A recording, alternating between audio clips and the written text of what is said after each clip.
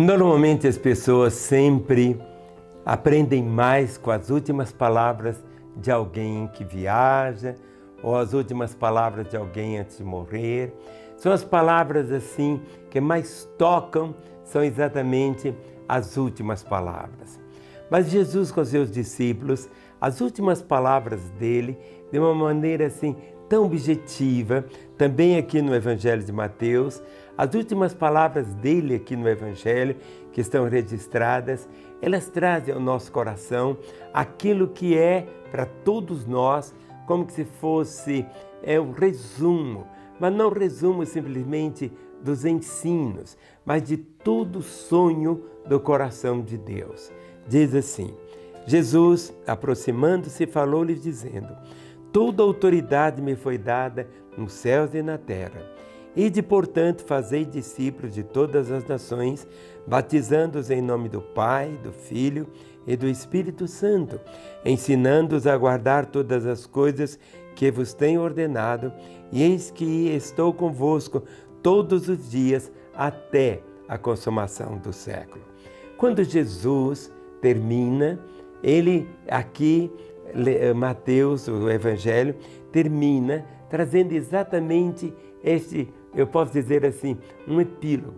Ainda que a presença do Senhor não seria mais esta física aqui, mas ele disse que estaria conosco sempre. Por isso diz, Jesus aproximando-se, falou-lhes dizendo: toda a autoridade me foi dada no céu e na terra. Não foi alguma autoridade, mas toda a autoridade. Jesus Cristo veio, realizou a vontade do Pai, e ele pôde dizer e continua dizendo: toda autoridade me foi dada nos céus e na terra. E a ordem foi essa: ide, portanto, fazei discípulos de todas as nações. É verdade que naquela época as nações não eram países como podemos ver. As nações significam povos. Aqui mesmo dentro do nosso país existem centenas de nações. Então o país é um. O país é um politicamente, o país é um territorialmente, mas dentro do nosso país existem tantas nações.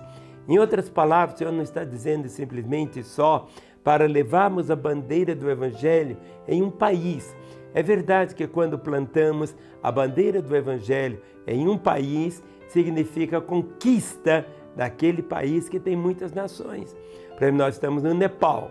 Lá no Nepal já temos várias e várias igrejas, mas não significa que dentro do Nepal ele é uma nação politicamente, ele é uma nação representando lá na ONU, mas dentro daquele próprio país, o Nepal, existem muitas nações, muitas delas com até um idioma diferente, como aqui no nosso país, hoje está sendo assim muito falado a respeito dos índios e coisas assim.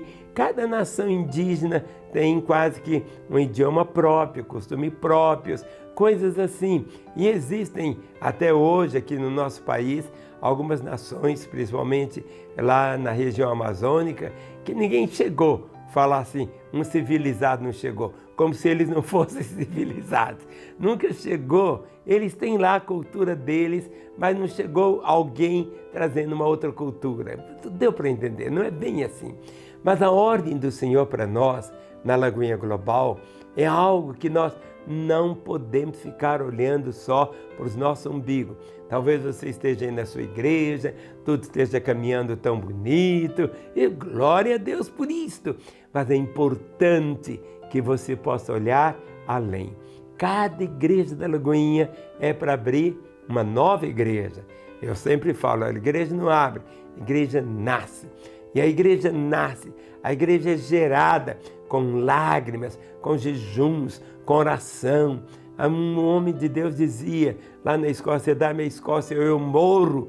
Assim também quando você aí na sua região, é para você florescer. Floresça onde o Senhor te plantou. E você foi plantado aí, para florescer aí, para ser nas mãos do Pai aquilo que Ele quer que você seja. Mas você pode dizer, mas eu não tenho recurso financeiro, eu não tenho isso, eu não tenho aquilo. Querido, tudo que você precisa, basicamente, é a unção do Espírito Santo. Sendo você tendo a unção do Espírito, você tendo a motivação correta, você vai colher os frutos. E diz aqui, ensinando-os a guardar todas as coisas que vos tenho ordenado. Por isso que nós temos que ensinar para cada nova igreja, para cada novo convertido. Quando uma pessoa vem para Jesus, ele precisa entender isso também, que ele se transforma no missionário. Peraí, todo membro da igreja, mas esse missionário significa a pessoa que tem uma missão a cumprir. Ou seja, é a vida dele, é a vida dele. Por isso que Paulo começa a ensinar, olha, você tem, como pai, você tem essa missão, como mãe você tem essa missão, como empregado você tem essa missão. E aí vai criando tantas missões no sentido. As missões não significam apenas aquele que deixa seu território e vai para outro. A missão tem que começar dentro de casa. Por isso que as suas lágrimas, seus gemidos e a promessa que você tem, crê no Senhor Jesus e será salvo tu e que mais? E toda a sua casa. É verdade que da sua casa podem sair realmente, entre aspas, missionários para ir para outro país. Ou no mesmo país, indo para outro lugar. Mas algo que todos nós não podemos perder é que nós temos uma missão. E essa missão aqui na Terra, para nós aqui na Lagoinha Global, a primeira delas é esta. O primeiro mandamento é esse. Amarás o Senhor teu Deus de todo o teu coração, toda a tua alma, com todas as tuas forças, conforme todo o teu entendimento. Amar o Senhor. Não fazer por obrigação simplesmente. Tudo que é feito por obrigação não tem sentido. Se a sua esposa faz comida para você só por obrigação, você vai passar mal, vai ter diarreia, porque ela foi com raiva. Então não é desse jeito. Tudo que é feito sem carregar paixão, sem carregar alegria, se não estiver cheio da graça e do favor do Senhor. Então, algo que você tem que passar aí na igreja, desde as crianças, elas crescendo.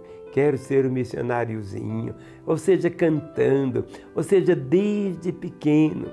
Meus filhos, o André, a Ana, a Mariana, desde pequenininhos, eles tinham essa paixão, nós cantavam. Na adolescência, a Ana foi para tantos lugares, o André, a Mariana, quando foi chegando a idade assim, adulta, já estavam maduros, ou seja, cria. Algumas pessoas dizem assim, pastor, como o senhor criou seus filhos?